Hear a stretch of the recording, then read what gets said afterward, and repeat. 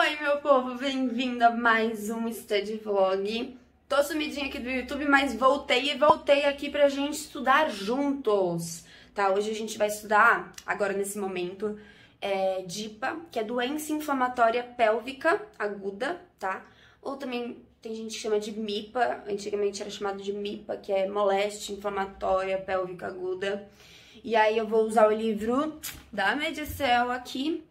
E vamos estudar, bora, porque eu tenho aula de raciocínio de GO nas quintas-feiras de manhã, mas como é muito corrido o dia a dia, tem muita coisa para estudar, eu sempre estudo GO no domingo. Normalmente eu estudo domingo de manhã, mas hoje eu separei, né, agora são 10 para 5, eu separei o dia para estudar tutoria, que a gente tá vendo muito cardio, o problema da vez, né, sobre insuficiência cardíaca. Então, é um assunto que eu quis dar uma aprofundada um pouco mais no domingo de manhã e à tarde. Aí eu acabei de sair do banho, como vocês podem ver, e agora vou pegar firme pra estudar GO e matar GO logo. Primeira coisa que a gente vai fazer antes de começar a estudar é preparar o nosso estudo. Então, eu quero que você pegue o seu material que você vai estudar, tá? Já pega uma água pra não precisar ficar levantando toda hora, se desconcentrando, perdendo foco. Se você tá com o celular por perto assistindo esse Medvlog no celular, desativa as notificações do WhatsApp, do Instagram, pra você não se distrair muito. E, ó, eu já deixei tudo organizadinho, eu vou usar a apostila do Medicel, que nem eu falei pra vocês. Eu faço resumo em folha de sulfite mesmo, já separei até as canetas que eu vou usar. A minha água, tá tudo separadíssimo aqui. Hoje eu estou um pingo cor-de-rosa. E eu estudo, gente, usando a técnica do Pomodoro, tá? Então eu uso meu relógio ou... normalmente também, ó, que é um cronômetrozinho, estão vendo? E aí eu coloco 30 minutos aqui, e aí eu vou estudando. Então eu foco total 30 minutos, e aí eu dou um intervalo de 10 minutos, onde eu deito pra eu descansar minhas costas, porque eu ainda tô em recuperação, né? Eu ainda não terminei o meu tratamento, então ainda estou me recuperando. E aí você pode também fazer xixi, pegar uma garrafa de água, por exemplo, eu tenho muita dificuldade pra tomar água, então eu tento matar essa água nos 30 minutos, daí depois eu levanto, pego mais um pouquinho.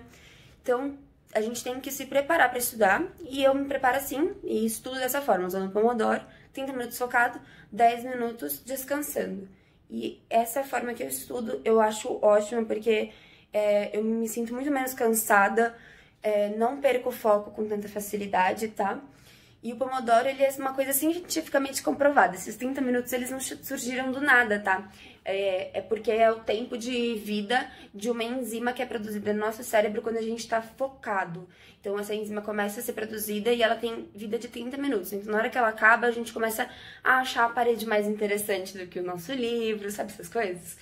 A gente começa a procrastinar. Então, o Pomodoro, ele se adapta muito bem porque ele... entende o mecanismo do que tem por trás do nosso foco, da nossa concentração. Então, por isso que ele é muito bom e eu gosto muito. Bora começar a estudar. Eu vou colocar aqui no meu relógio os 30 minutos pra gente focar total. Ó, já tá, peraí, já vai começar a contar. E eu já separei aqui no livro qual a página que eu vou começar a ler, que é esse capítulo aqui que eu falei pra vocês de DIP, né? Ou DIPA, ou MIPA, enfim, muitas pessoas chamam de diferentes formas. Então, você pode chamar de DIP, que é doença inflamatória pélvica, é um assunto muito importante na GO. Então, povo, simbora, bora estudar!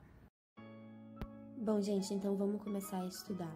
Primeira coisa que eu quero falar pra vocês é que, atualmente, eu tenho visto uma onda muito grande, principalmente mostrando nos Studigrams, né? Nos Instagrams de estudo por aí. Vocês devem seguir, devem ver também.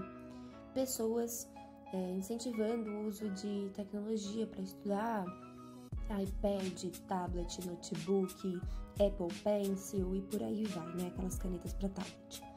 E eu queria dizer para vocês que às vezes a gente compra uma ideia de que a gente só vai conseguir estudar, a gente só vai conseguir passar no vestibular, ou só vai conseguir ter um estudo eficiente se a gente tiver esses materiais também. E eu preciso dizer para vocês que não é assim.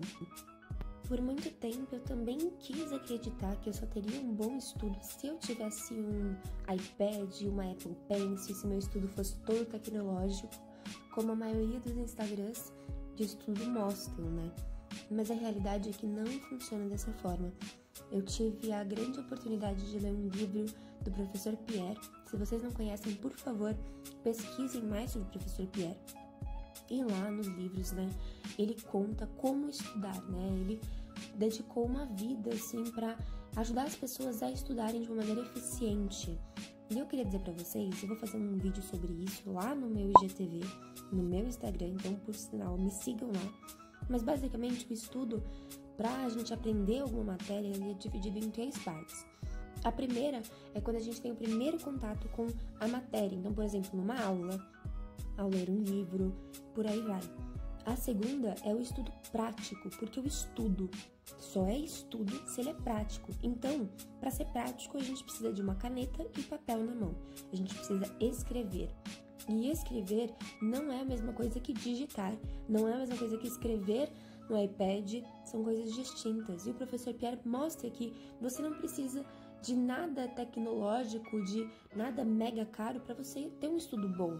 Você precisa apenas de um papel e uma caneta. E não precisa ser estábulo, pode ser a caneta mais simples que você tiver, né? O estudo ele tem que ser prático, a gente tem que escrever o que a gente está pensando, e isso faz com que o estudo seja ativo, né? E ter um estudo ativo não só ajuda você realmente compreender a matéria, mas também a você estar atento ao seu estudo. Assim, você distrai menos, você foca mais no seu estudo, né? Porque quando a gente tem um estudo passivo, a gente fica com muito sono, fica cansado. Então, por exemplo, tá digitando, a gente não fica cansado? Fica. E o professor Pierre defende isso, né? Eu pude aprender com o professor Pierre novamente isso. Quando eu entrei na faculdade, eu fazia muito resumo à mão, porque eu gostava. E sempre aprendi dessa forma, mas acabou que eu pensei, meu Deus, tem muita matéria, muito conteúdo, e me rendi aos resumos digitados. E meu aprendizado não foi o mesmo. Então, por isso que eu falo pra vocês, hoje em dia eu voltei a fazer resumo à mão e não me arrependo. Eu estou estudando novamente assim, e realmente o meu aprendizado tem sido outro, muito diferente, minhas notas têm sido muito diferentes, a minha atuação tem sido diferente. Então, tenham um estudo ativo.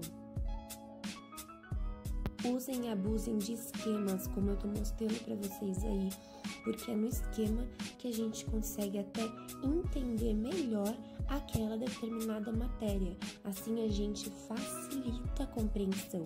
Isso tudo porque para fazer um esquema a gente tem que simplificar o que a gente está estudando.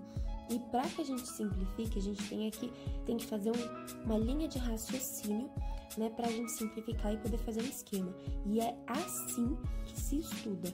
Esse é um estudo ativo.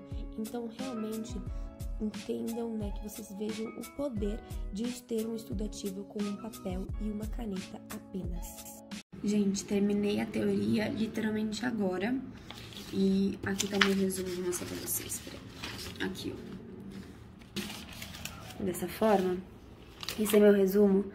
E uma dica que eu preciso dar pra vocês é fazer esquemas, né? Fazer o esquema do jeito que você entender mesmo. Não precisa ser a coisa mais perfeita do mundo, nada disso. Tem que ser bom pra você. Então, isso me ajuda a entender muito. E aí, uma outra dica é, eu coloco no post-it as minhas dúvidas. Então, aqui eu coloquei 3. Aqui eu coloquei mais uma em relação a medicamentos, aqui tem uma em relação a medicamento, outra em relação ao Ministério da Saúde, e diretrizes, guidelines, etc. E escrevam da forma que vocês tiveram a dúvida, de como a dúvida se passou na cabeça de vocês.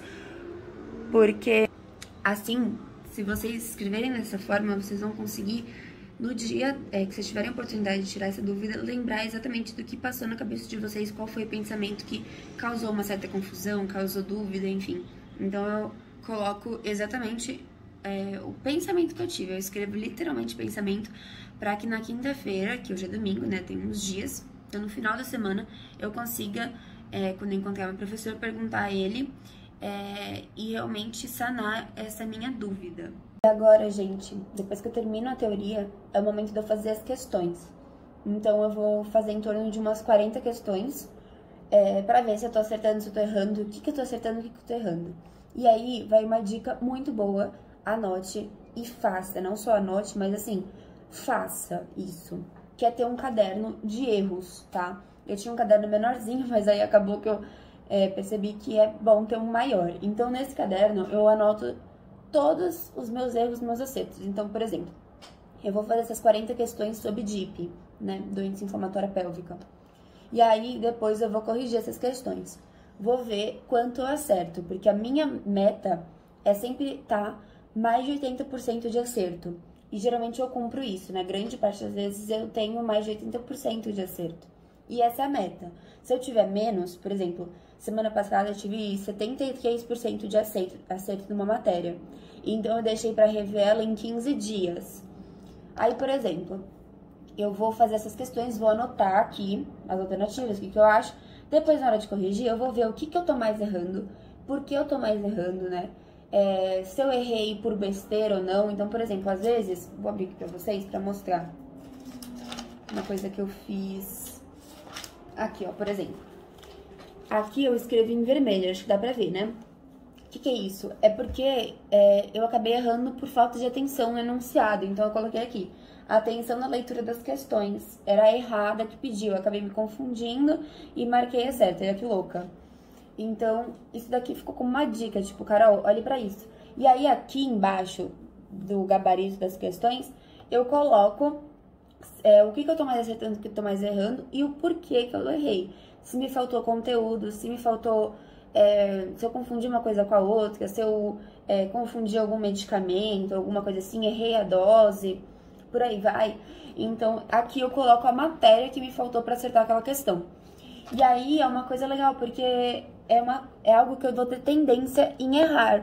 Então, eu vou sempre ter anotado nesse meu caderno. Caderno de erro ajuda muito, era algo que eu fazia no vestibular e agora na faculdade eu tô fazendo e vou fazer no que vem quando eu começar realmente o cursinho pra residência, né? Também é algo que eu vou fazer porque eu sei que funciona. Então é isso, gente. Vou terminar as minhas questões aqui, mas vou terminando esse Medvlog. Eu espero muito que vocês tenham gostado. Não se esqueçam de deixar o like, de se inscrever no canal, de comentar alguma dica de estudo que você tem pra ajudar a gente. Eu vou estar de olho nos comentários, então vamos se ajudar aqui. Vamos fazer esse vídeo ser um centro de comentários de ajuda pra estudos e etc. Me siga lá no Instagram, tá bom? E é isso. Um beijo e até o próximo vídeo. Tchau!